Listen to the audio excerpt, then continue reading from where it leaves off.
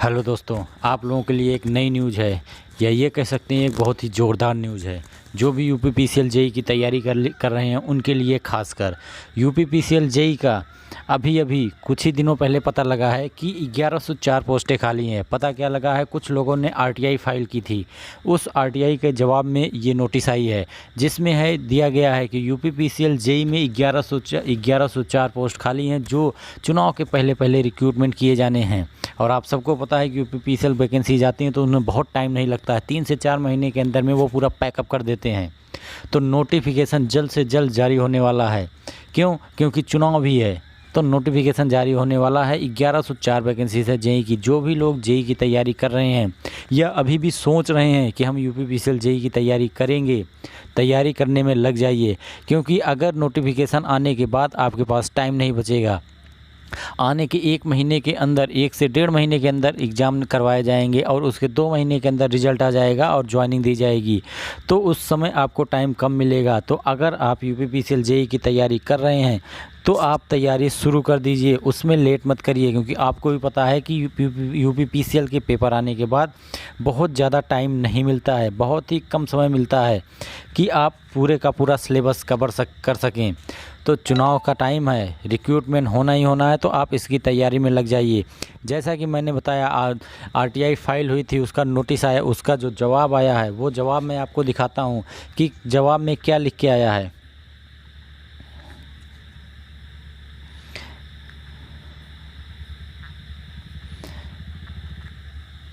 ये है आपका नोटिस जो उधर से जवाब आया है आरटीआई के अंतर्गत 8/7/2021 जुलाई के मंथ में ही ये भी आया है। जुलाई के महीने में उसका जवाब आया है।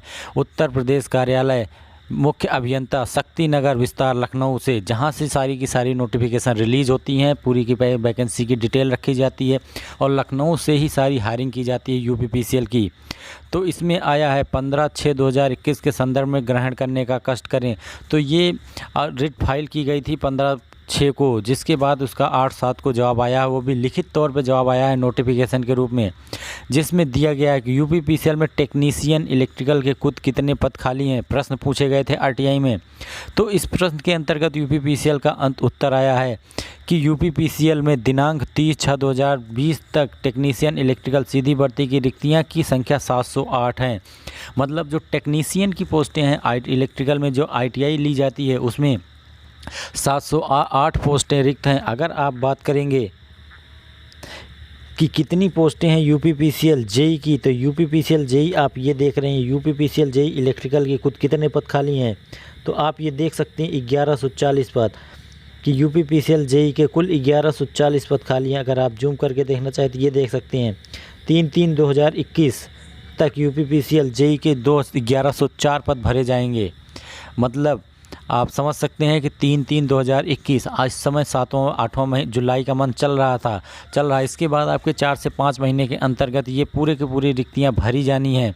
तो यूपीपीसीएल में जेई इलेक्ट्रिकल के कुल कितने पद खाली हैं, इस संबंध में अवगत कराता है कि यूपीपीसीएल में दिनांक 31/3/2021 तक जेई की रिक्तियों की संख्या 1104 है।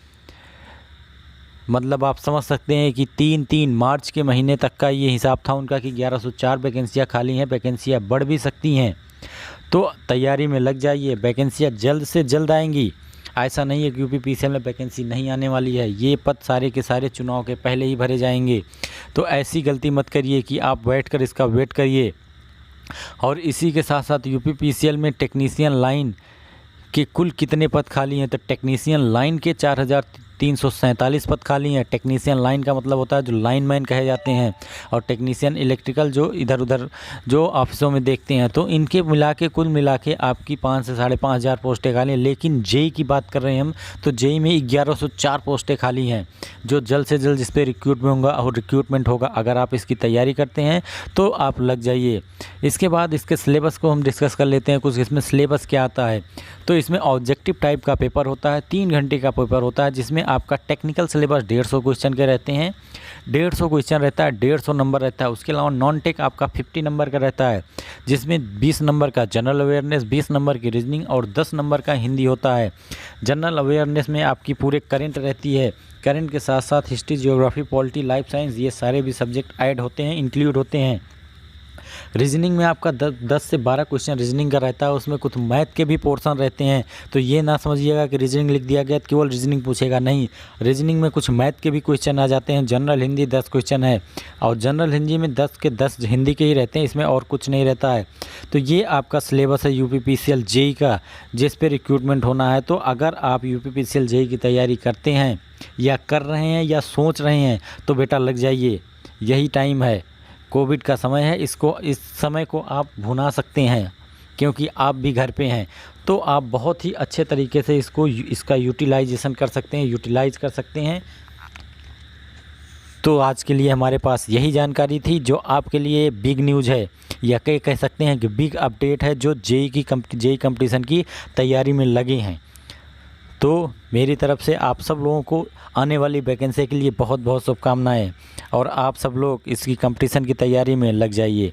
और ज़्यादा से ज़्यादा अपडेट जानने के लिए चैनल को सब्सक्राइब करिए, और अच्छा लगा हो तो शेयर भी करिएगा।